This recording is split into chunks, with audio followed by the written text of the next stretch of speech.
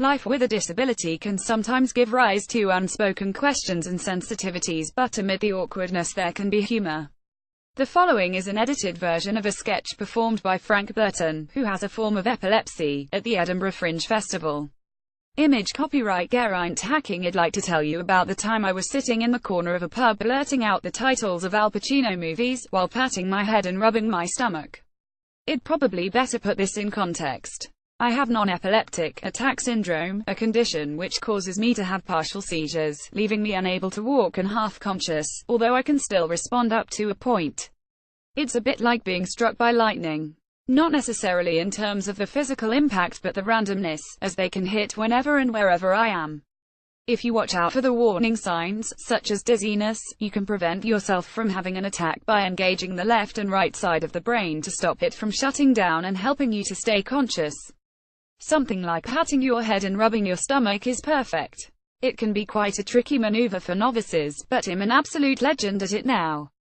It also helps if you think about your immediate surroundings and focus on all 5 senses to remind yourself what's happening around you. What do I see? Avocado salad. What do I hear? A colleague announcement. Can Frederick please assist with a sparkling wine spillage? What do I smell? Organic Turkish delight. What do I feel? Out of my depth. Where am I? Waitrose. Relax. Pretend to be middle class. This wasn't quite doing the trick, so I tried another approved technique, recalling facts. Serpico, I said out loud. Singing helps, too, if you focus on the memorized words. It's funny how your musical tastes change over the years, particularly after becoming a parent. The teenage raver inside me was mortified when I successfully averted a seizure for the first time by banging on the kitchen cupboards and singing bingo, and bingo was his name. Until last year, it was assumed I had epilepsy, so I was given lots of drugs, which didn't work. It got to a point where I had several attacks a day, and my wife and I moved in with my parents temporarily so they could help look after the kids. I was eventually referred to a neuropsychiatrist and diagnosed with non-epileptic seizures, and things got back to normal. Shortly afterwards, my dad drove me and my son home from Lancashire to Hampshire. We stopped at a pub for lunch. I was still off my face on medication, so orange juice was all I could handle, and my dad took my little boy off for a walk.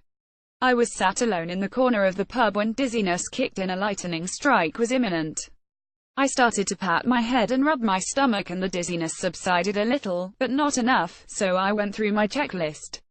What do I see? Red and white carpet with mysterious dark brown blotches. What do I hear? Lionel Richie's dancing on the ceiling. What do I smell? Heineken and crisps. What do I feel? Slightly nauseous. Where am I? A pub. Relax. Pretend to be working class. This wasn't quite doing the trick, so I tried another approved technique, recalling facts. Serpico, I said out loud. The Godfather Part 2. Dog Day afternoon. I had my eyes closed, so I almost didn't notice the man from the opposite table asking what I was up to. Image copyright Geraint Hacking. I'm naming Al Pacino films, I replied. This wasn't the time or place to elaborate, and he was clearly too polite to ask why I was patting my head and rubbing my stomach at the same time, so I just said it helps me concentrate. Scent of a woman, he said. What? Scent of a woman, Al Pacino. Hang on, I said. I'm starting at the 70s and working my way up. That one's 1992. So it was, he said. Oi, Mick, he called across the bar. Mick's on the quiz team, he explained. Hell help. Sure enough, Mick was a human encyclopedia and started to reel films off at breakneck speed. Scarface, 1983. Revolution, 1985, all the way up to Misconduct, 2016. By the way, what's all of this business? Mick said, imitating me by patting his head and rubbing his stomach. It's a long story, I replied.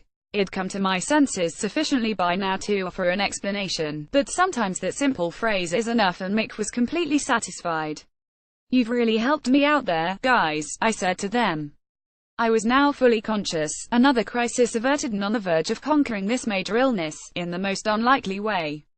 My new friend Mick came over all serious, like he'd realized there was more to this exchange than some Hollywood nostalgia. Listen, he said, I'm off to the bar. I'll get you another orange juice. And when I get back, let's start on Robert De Niro storytelling live tales of the misunderstood. Frank was one of 7 people with a disability, a mental health problem, to perform a story about awkward moments as part of BBC Ouch storytelling event at the Edinburgh Fringe Festival. Look out for more stories over the next few weeks, as well as a special TV programme which brings all the tales together. For more disability news, follow BBC Ouch on Twitter and Facebook, and subscribe to the weekly podcast. For more disability news, follow BBC Ouch on Twitter and Facebook, and subscribe to the weekly podcast.